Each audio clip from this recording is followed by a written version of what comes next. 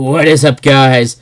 It's Cartman here, and you're watching WGS-TV.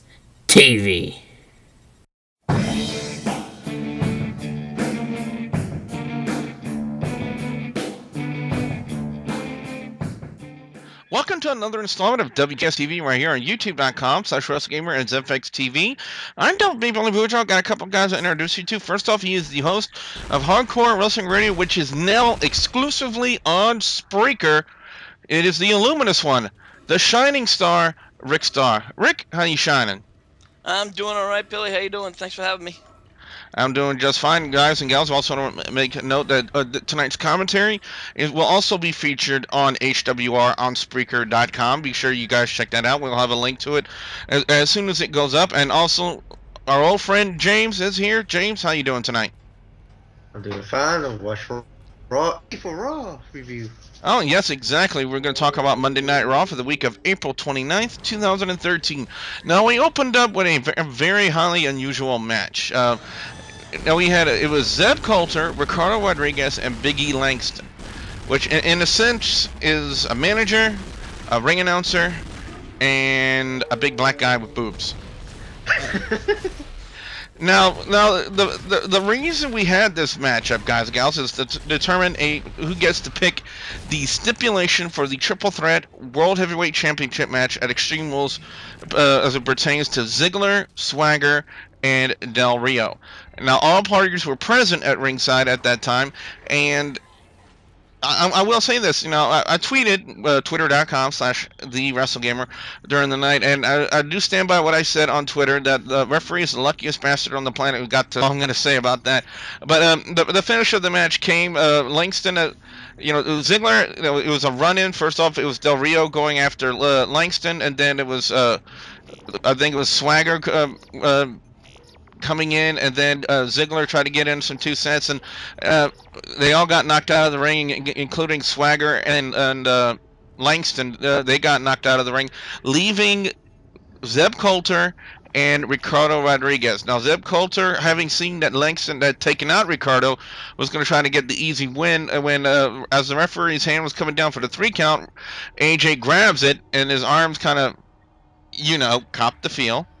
And Ricardo Rodriguez schoolboyed Zeb Coulter and got the victory. So now Del Rio gets to name the stipulation for the World Heavyweight Championship match.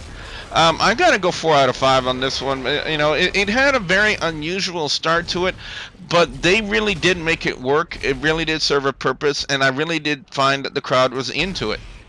And another thing that the crowd was into, by the way, was the fact that this was a special Monday Night Raw. It was a World Wish Day, where John Cena came out and made 3 little boys' dreams come true of being honorary WWE superstars. And all I can say to you Cena haters out there is, if you can still find a way to boo Cena after seeing that, then you must not have a heart in your chest. That's all I'm going to say. Let's go over to Rick Starr. Let's kick it off to this one, as we saw 2 members of Legacy go at it in this one, Randy Orton and Cody Rhodes. I mean, we saw different variations of this before in the past, including, if I do remember correctly, it was indeed a Randy Orton versus Cody Rhodes match, in which Cody Rhodes was still using the mask gimmick, and it got broken, which led to Cody Rhodes' new gimmick. Well, not the Love Stash gimmick, but the newer gimmick that he's using. Yeah. Well, you know what?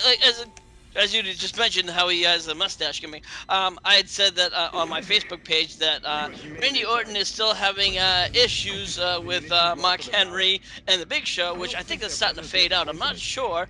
While Cody Rhodes is still having issues with his mustache. But this was a great match overall.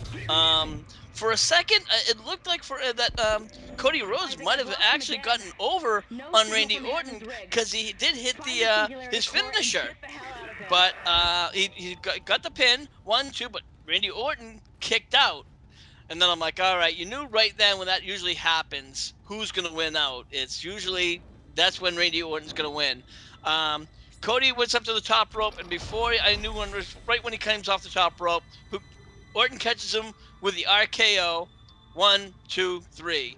Of course, Cody Rhodes has been on a bit of a losing streak when he goes on on a singles match, which I don't know why. I think he really, as an individual, is a great wrestler, great competitor, but for some reason, WWE just doesn't want to push him over since he's lost his IC title. No, go ahead, Rick. Yeah. Anyways, make long story short, he gets all set, wants to go attack Randy Orton. Orton gives him another RKO for his troubles.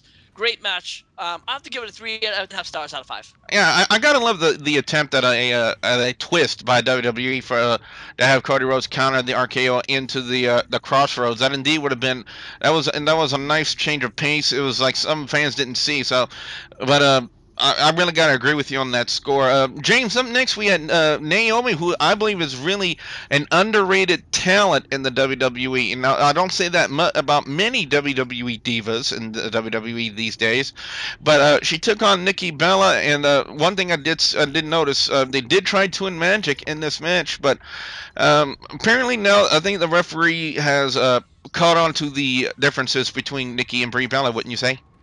I guess so. It's like really, it's just. I guess the only way to see it is one has. Yeah. But yeah. Apparently, with the twin magic effectively worked until not Cameron came into the ring and talked to the official about that, and then the official asked both of the Bellas to come over, and then apparently he knew one from another, and then just disqualified Brie and gave the match to Naomi. After the match, the Bellas beat up both of them. And by the way, guys and gals, if you can't really tell the differences between Nikki and Brie Bella, you really need your eyes checked. That's all I'm gonna say.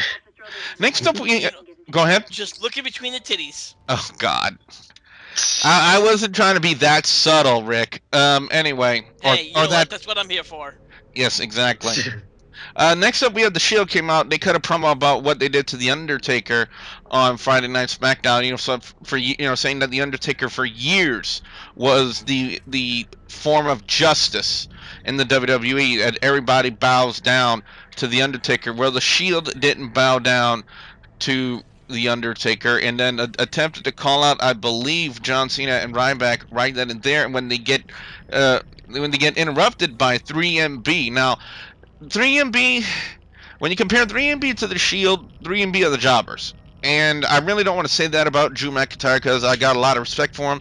I think he's another one of those underrated talents at WWE.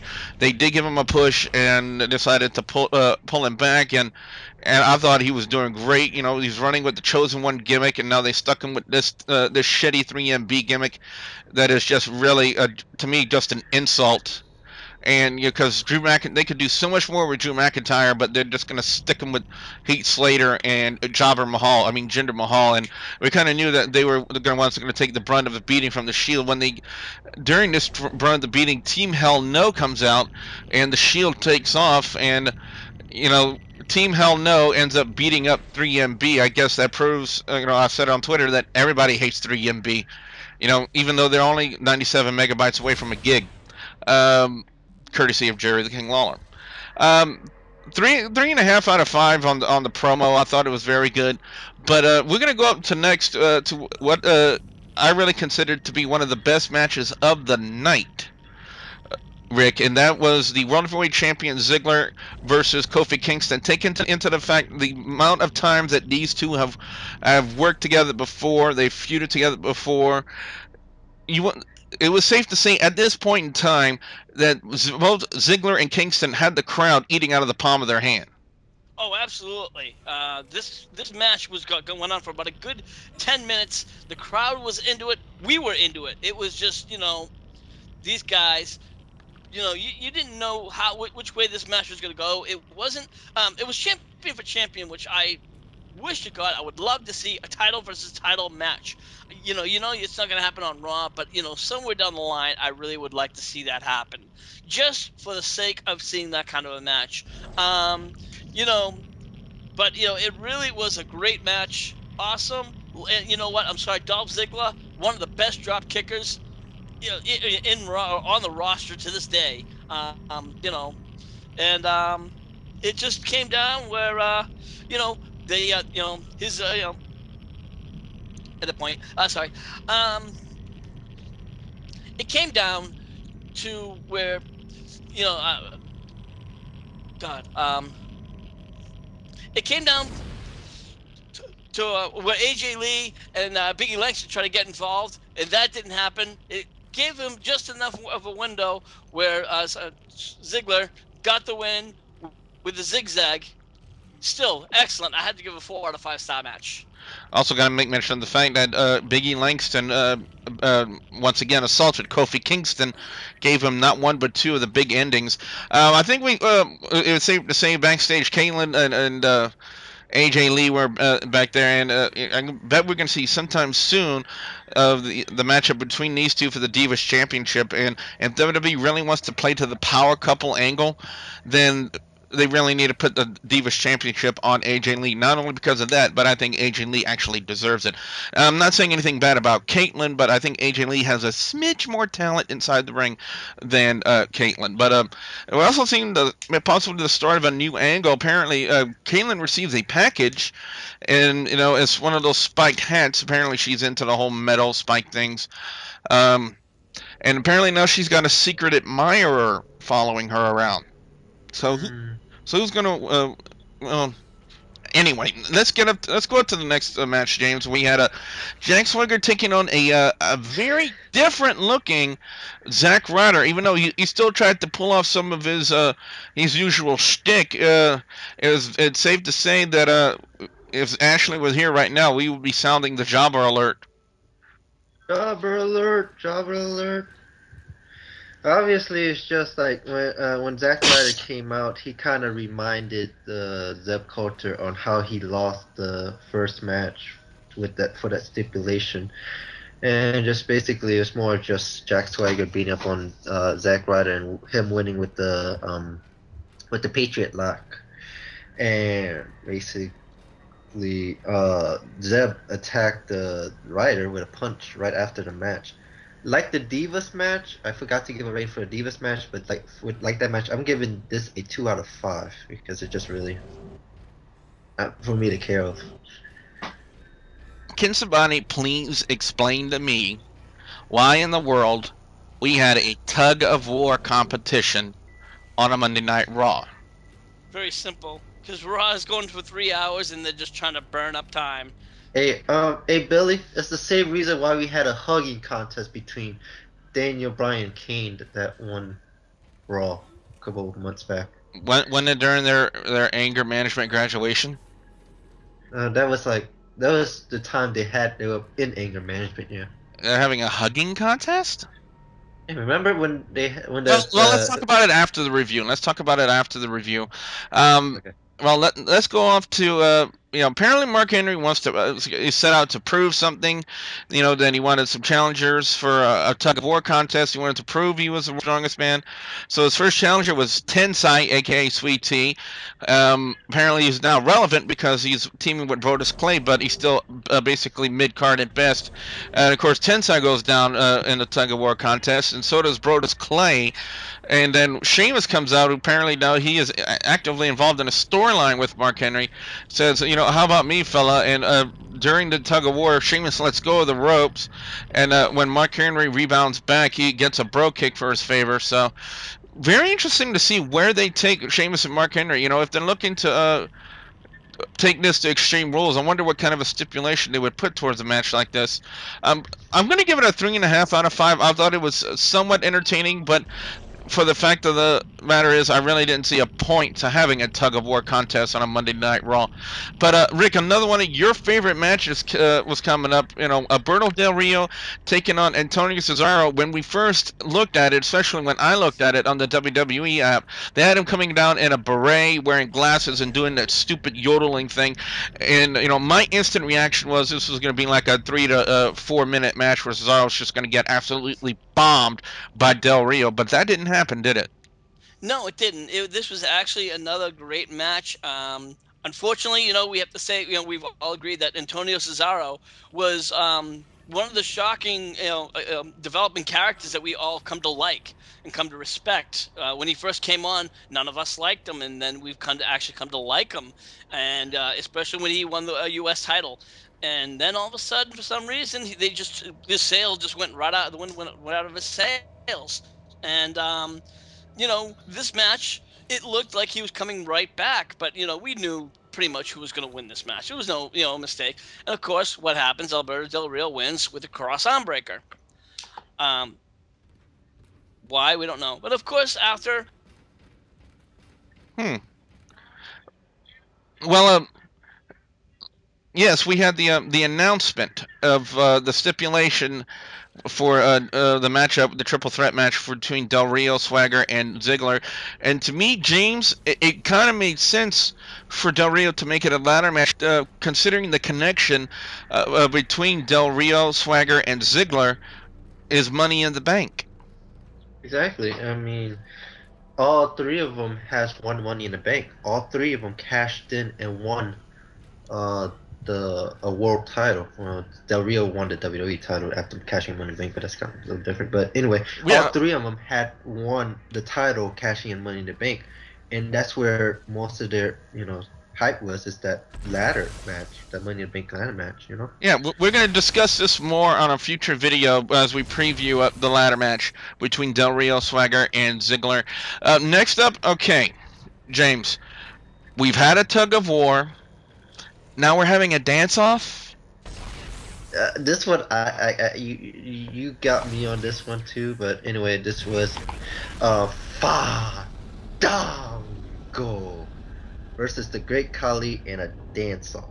Okay. Again, why?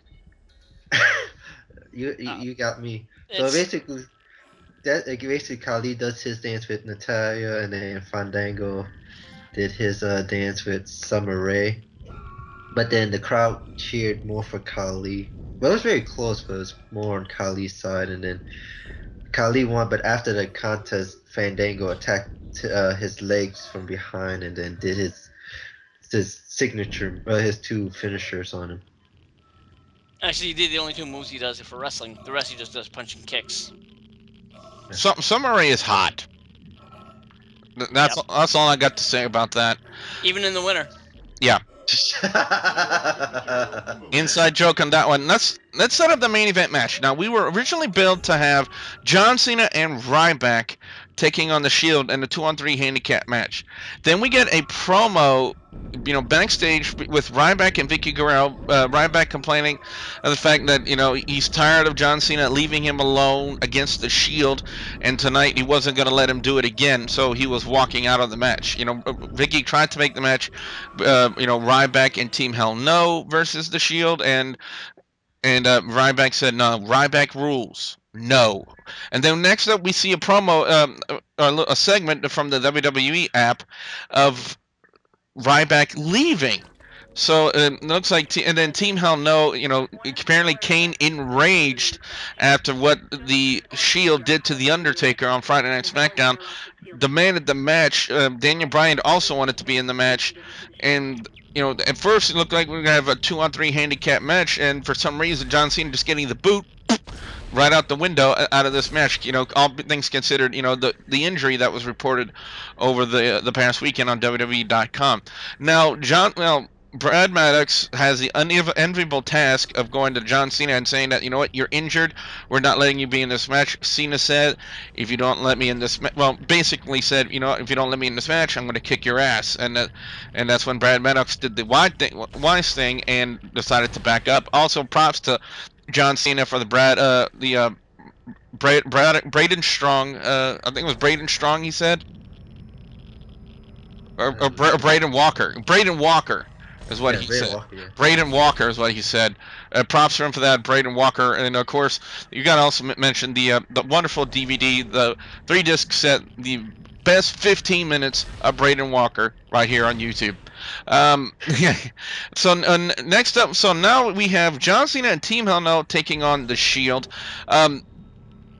Rick, your thoughts going into this match when you heard it was Cena and Team Hell No taking on the Shield? Well, I think they wanted to pretty much just test the waters to see how Cena's injury was, and so, and I think we all kind of got a bird's eye view as to how that was, which we're going to talk about in another show, and that's just what it was. So and I'm just gonna leave it at that. And I think they just, I have my opinions on what's going on with that. Whether his injury is legit or has some legitimacy behind it, it's really in question. But you never know. Now, James, at one point in this matchup, we saw a spot where Roman Reigns goes over the top rope and then comes down clutching his wrist, apparently looking like he injured his wrist. Now, he ended up working through it. Now, it did take him a little bit of time. I want to say maybe about 3 minutes, 3 to 5 minutes for him to work through that. But, it's safe to say that, something had happened at that point in time to Roman Reigns, and he was able to work through it. But you know what? There's one thing it was one thing that you said, Rick, during our Skype chat that I want to bring up to mind, that the finish of the match, Cena had up the it was, well, I think it was Seth Rollins getting ready for giving the attitude adjustment, Yeah. and then his ankle starts to give way, and then Roman Reigns hits the spear and gets the win for the Shield. We did not see the power bomb, Rick. Could that still mean that there's something wrong with the wrist or the arm of Roman Reigns? It's possible. Or other than that, it could also mean, again, we talked about this during the show, which we wanted to talk about on another conversation topic. Hmm. Is John Cena really injured? And we don't know. We don't know if he's really injured, or and if they're just testing the Testing the waters. waters. We Yes. don't know that. We don't know. Like, John Cena actually said, and he said to Ryback, well, John Cena said this. He goes, I'm hurt. I'm not injured," and that might be very, very well true. We don't know this. We don't, so I don't want to sit there and say, "Oh, he's not hurt," because he could very well be hurt. He could be very well be able to walk and run, be able to do stuff. And when he tries stuff, he says, "Ah, shit, that hurts," and so you don't know. You know what I mean? We Exactly. We're don't gonna. really know, and I We, don't want to, be the guy that says he's. So go ahead. yeah, we're gonna go more in depth on this subject on a future commentary right here on WGS-TV in conjunction with HWR as well. Now, as far as this match goes, I'm gonna go 4 out of 5. I thought it was very decent. I thought it was very well done. And of course, at the end of the match, Ryback, who was supposed to have been left, was actually still there, and he was just enjoying the view of seeing Cena in pain. Overall score on this week's Monday Night Raw, I gotta go 3.5 out of 5. It was still a decent halfway show. I don't think it was a 4-star show. Let me go the rundown. Ricardo Rodriguez defeating Zeb Coulter and Biggie Langston. I thought it was okay. The World Wish Day, again, fans can really find it in their hearts to boo Cena, then they must not have any. Randy Orton, Cody Rhodes, I thought it was great. I love the fact that they tried to swerve it up a little bit by having Cody Rhodes counter RKO out of nowhere into the Crossroads. Naomi and Nikki Bella, 2 things to note in here. Naomi is really an underrated talent. Again, I said it before, I'll say it again. Talent in the WWE, and I don't say that very often about WWE divas in the company nowadays. And if you don't notice the differences between Nikki and Brie Bella, where have you been and where's your mind? The promo with the Shield and 3MB, yeah, it kind of served a purpose to maybe close out the thing between the Shield and 3MB, and then Team Hell No came out, and I guess that was a big teaser for what they were going to try to switch up for the main event.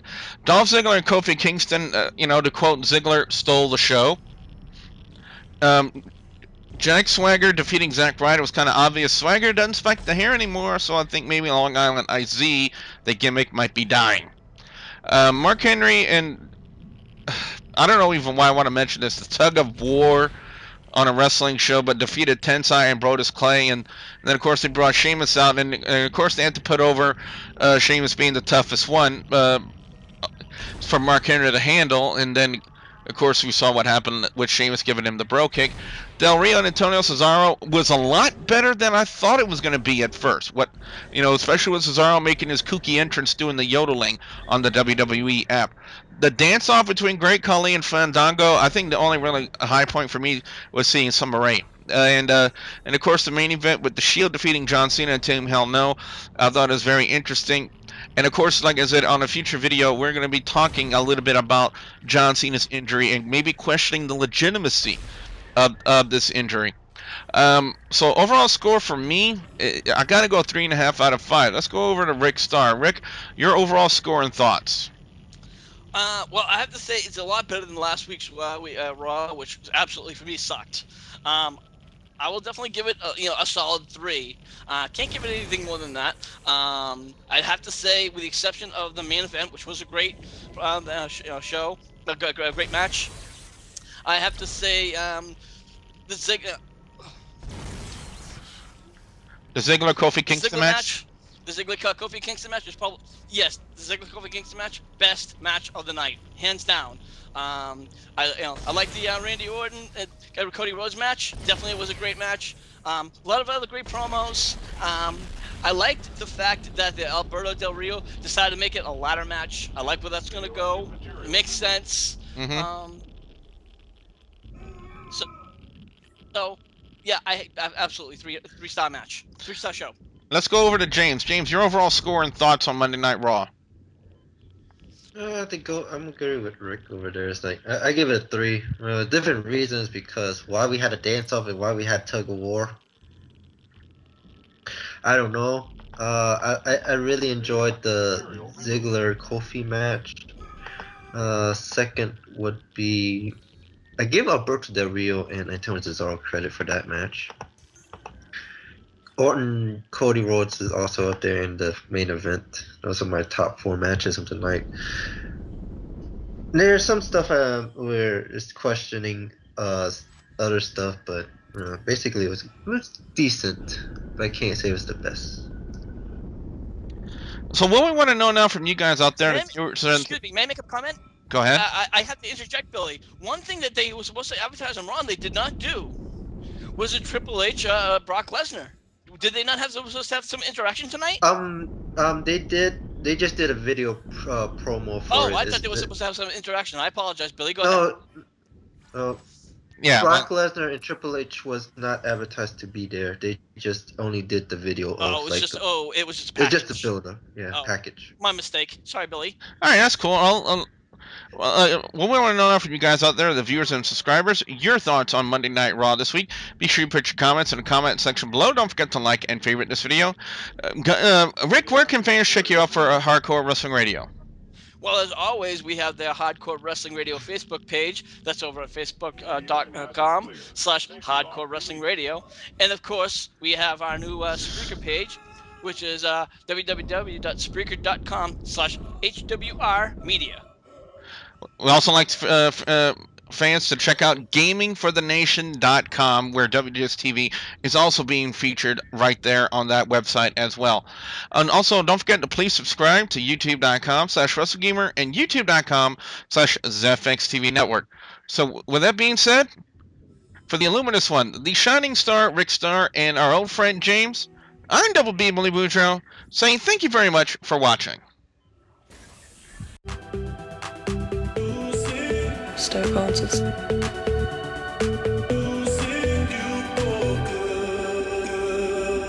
Concerts.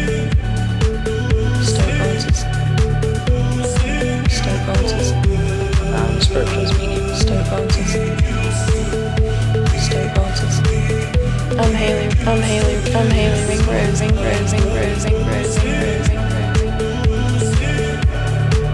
Stone Concerts. My name's Andrew Weatherall. Spiritual speaking. Stoke Concerts.